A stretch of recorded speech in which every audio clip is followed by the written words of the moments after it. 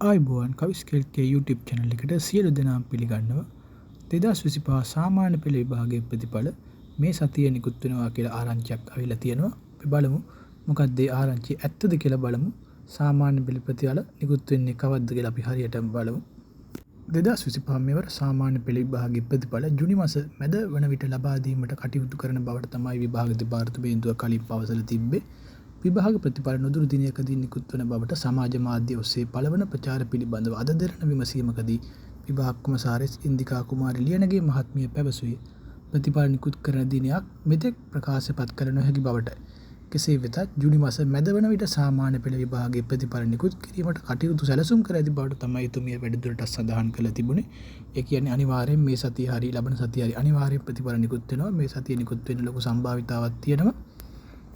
මෙවර සාමාන්‍ය පෙළ විභාගය සඳහා විභාග අපේක්ෂකයන් 4,51,463 දෙනෙකු පෙනී සිටි බව සඳහන් වෙනවා. ඉන් 3,82,249ක් පාසල් අයදුම්කරුවන් බවට තමයි විභාග දෙපාර්තමේන්තුව පවසලා තියෙන්නේ.